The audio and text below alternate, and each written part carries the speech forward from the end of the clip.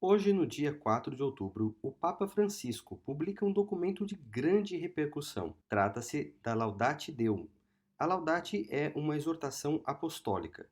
Sua intenção é retomar assuntos da encíclica Laudato Si, de 2015. Nesse vídeo, eu vou explicar quais são os principais pontos da Laudate Deum, que tipo de mensagem o Papa transmite ao mundo por meio dessa encíclica e como ela se relaciona com as profecias. O assunto é extremamente importante e preparar esse tipo de vídeo representa um investimento considerável de tempo. Por isso, deixe seu like para aumentar a relevância desse vídeo. Isso ajuda demais o canal. Também compartilhe o link desse vídeo em seus grupos de WhatsApp, para que outras pessoas conheçam melhor esse assunto. E caso você não tenha feito isso ainda, inscreva-se aqui no canal. Assim você poderá sempre acompanhar as novidades quando o canal lançar um vídeo novo. Depois desses lembretes, vamos voltar ao assunto. Hoje, o Papa Francisco lançou a exortação apostólica Laudate Deum. Esse título em latim pode ser traduzido como Louvado seja Deus ou Saúda a Deus. O próprio Papa, já no finalzinho do documento, explicou a escolha do título. Nas palavras de Francisco, Laudate Deum é o título dessa carta, porque um ser humano que pretende tomar o lugar de Deus torna-se o pior perigo para si mesmo. Mas por que o ser humano iria pretender o lugar de Deus? Do que o Papa está falando? Vale lembrar que estamos diante de uma carta apostólica, um documento menor em importância se comparado a uma encíclica. O Papa Francisco já publicou duas encíclicas durante seu pontificado. A primeira, intitulada Laudato Si, de 2015. A segunda, Fratelli Tutti, de 2020. É justamente com a primeira, a Laudato Si, que esta carta apostólica se relaciona. Trata-se de uma espécie de continuação da Laudato Si. Logo, teremos de nos perguntar quais os temas abordados na Laudato Si. A Laudato Si trata da questão ambiental e da defesa da casa comum, o planeta Terra. Evocando as palavras de Francisco de Assis, o místico considerado santo pelo catolicismo, o Papa exortou a cuidar da irmã Terra, agredida pelas ações humanas. Muitos trechos e conceitos da Laudato Si são agora retomados no novo documento. Boa parte da Laudato Deum discute aspectos do aquecimento global, procurando tratar do fenômeno como verdade fora de discussão, contraposta apenas por negacionistas ou ignorantes. Há também uma reivindicação veemente para as nações apresentarem soluções reais para o problema, além de um diagnóstico espiritual sobre as causas do problema e uma exortação pela união, a fim de dar uma oportunidade às futuras gerações de desfrutarem do mundo criado por Deus. Há muita coisa que se discutir aqui. Eu quero me aprofundar um pouco mais em alguns aspectos da carta. Antes de fazer isso, quero convidá-lo a assistir o vídeo até o final, para você não perder nenhum detalhe da discussão. Ao final desse vídeo, aproveite para conhecer outros vídeos aqui do canal. Há muitos vídeos com reflexões contemporâneas e estudos sobre temas espirituais, que vão enriquecer a sua experiência. Como eu mencionei, o Papa Francisco insiste em alegar a veracidade e verificabilidade do aquecimento global como um fenômeno que deve sua ação ao ser humano. Consequentemente, encontramos na Laudate Deum uma desqualificação de quem negue a premissa do Papa, porque se afirma ser tal postura fruto de desinformação ou atitude anticientífica. Segundo o pontífice, assumir a causa humana do aquecimento global vai contra os interesses das grandes potências capitalistas. Nas palavras de Francisco, com a ajuda desses mecanismos, quando se pretende iniciar um projeto com forte impacto ambiental e elevados efeitos poluidores, iludem-se os habitantes da região falando do progresso local que se pode gerar ou das oportunidades econômicas, ocupacionais e da promoção humana que isso trará para seus filhos. Embora não seja meu objetivo entrar em detalhes sobre essa questão, dizer que a culpabilidade humana no que diz respeito ao aquecimento global seja um fato é, para ser educado, algo controverso. A narrativa construída pelo Papa se desmonta quando se verifica a existência de climatologistas e analistas sérios que negam a existência de um aquecimento global ou simplesmente atribuem sua causa a fatores alheios à ação humana.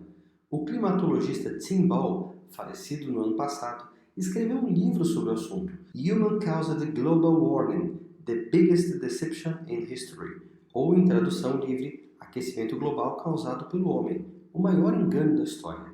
Desconsiderando o diálogo com quem enxerga a existência de outras interpretações para o fenômeno, o Papa Francisco prefere endurecer seu discurso. Na sua segunda encíclica, a Fratelli Tutti, o Papa Francisco se referiu a diversas crises para pavimentar seu discurso em favor de união e cooperação mútuas entre as nações. Fica sempre a pergunta se esta crise não estaria sendo aproveitada por Francisco em nome de seus próprios objetivos.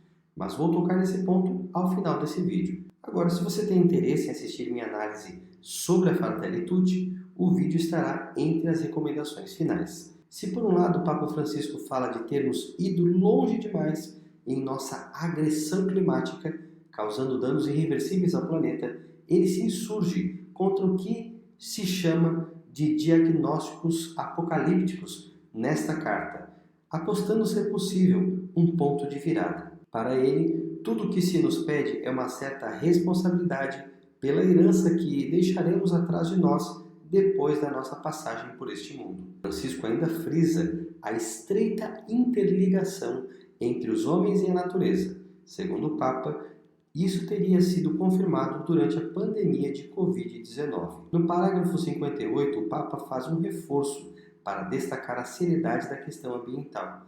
Ele fala textualmente: uma vez por todas, acabemos com a atitude irresponsável que apresenta a questão apenas como ambiental, verde, romântica, muitas vezes ridicularizada por interesses econômicos. Admitamos, finalmente, que se trata de um problema humano e social, em sentido amplo e a diversos níveis.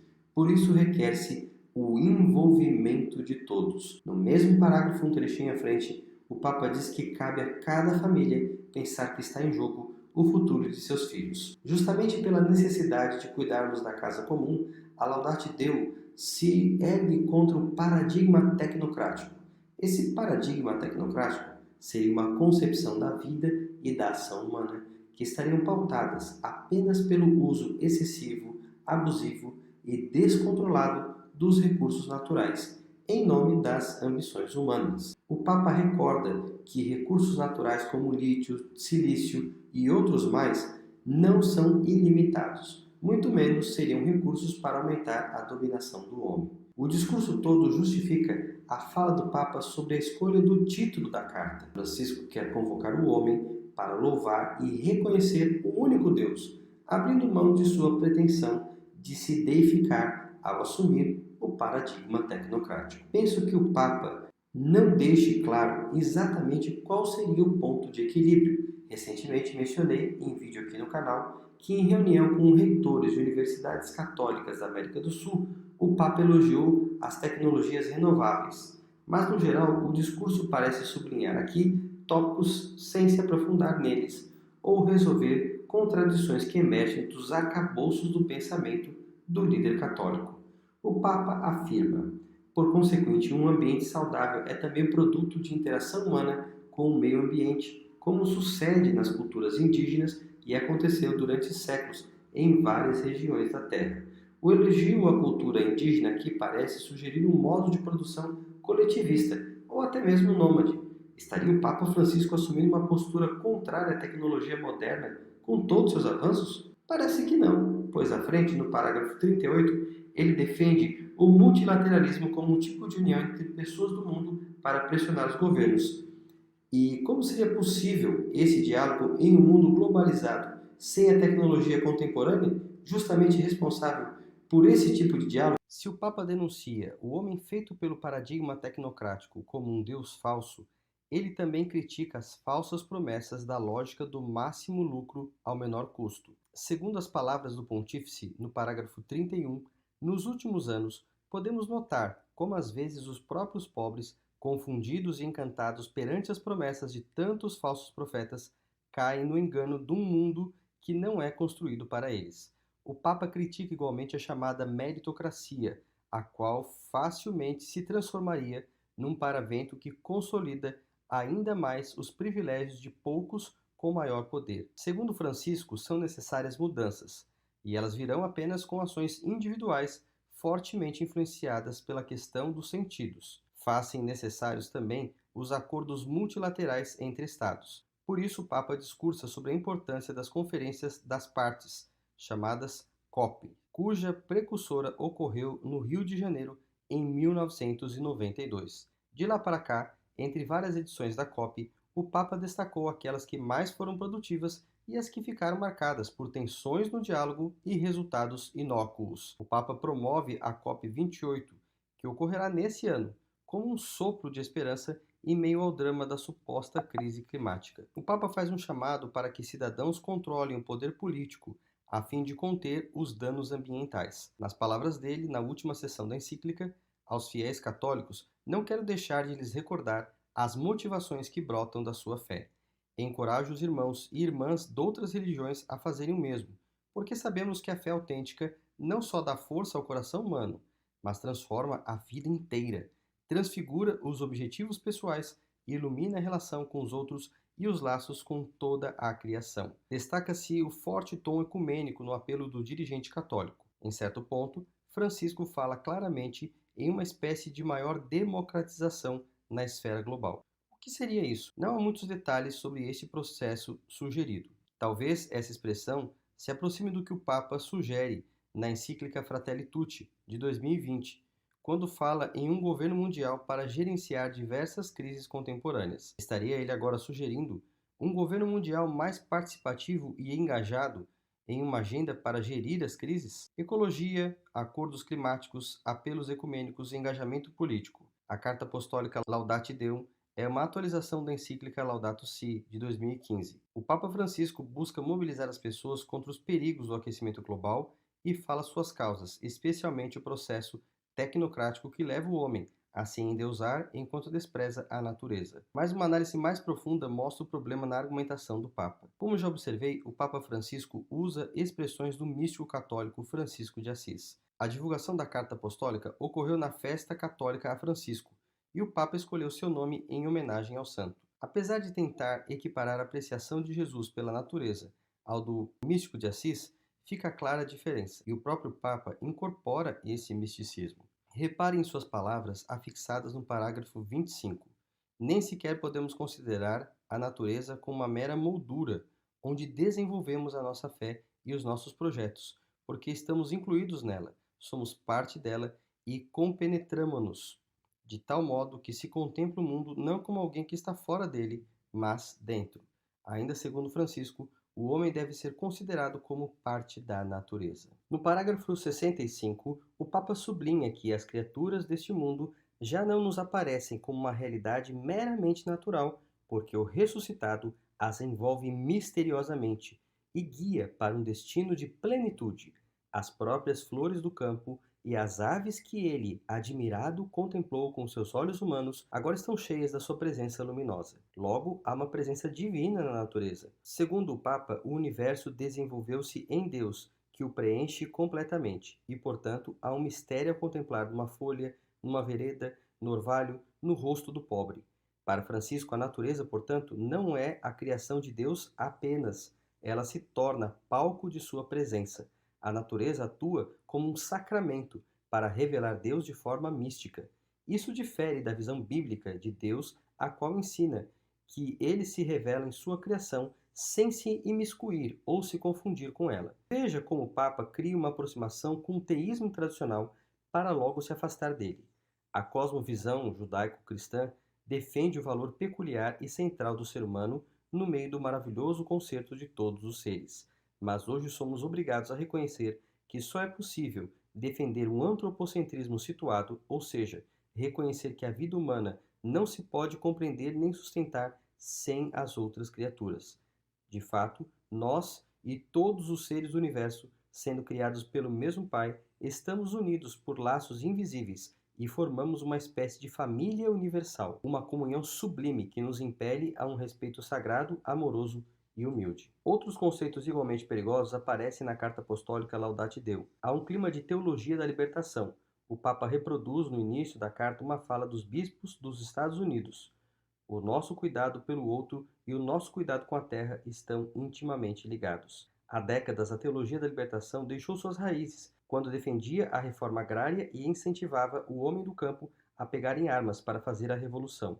Agora ela se diversificou. Existe a teologia da libertação feminista, negra, queer, entre outras, entendendo que há diversas prisões que necessitam ser quebradas. Uma das vertentes dessa teologia é justamente a ecológica. Citando outra declaração, desta vez dos bispos presentes no Sínodo da Amazônia, a Carta Apostólica menciona o conceito de pecado estrutural relacionado à destruição da natureza. É curioso que uma carta apostólica parta de um convite à adoração, mesmo que seja uma base de adoração divergente do cristianismo bíblico. Os adventistas do sétimo dia entendem que seu chamado profético inclui um convite para todos os povos adorarem a Deus.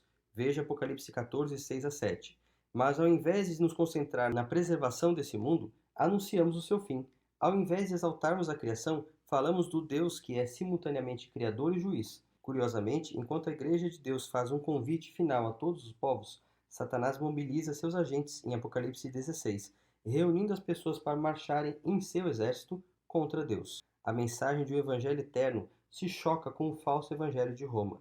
As pessoas estão sendo mobilizadas para fazerem parte de um governo mundial contra as leis de Deus e precisam ser advertidas que tudo o que o Papa deseja é um bom pretexto para fazer as pessoas seguirem os enganos de Roma. Precisamos conhecer as Escrituras e estudá-las para que o vinho de Babilônia não nos cegue para o que está acontecendo. Chegamos ao final de mais um vídeo.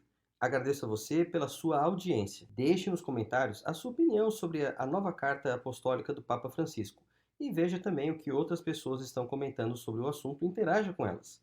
Acompanhe os nossos vídeos, especialmente aqueles que vão ficar agora no final na recomendação, e saiba que sempre há novidade aqui para você. Um forte abraço, Deus abençoe você.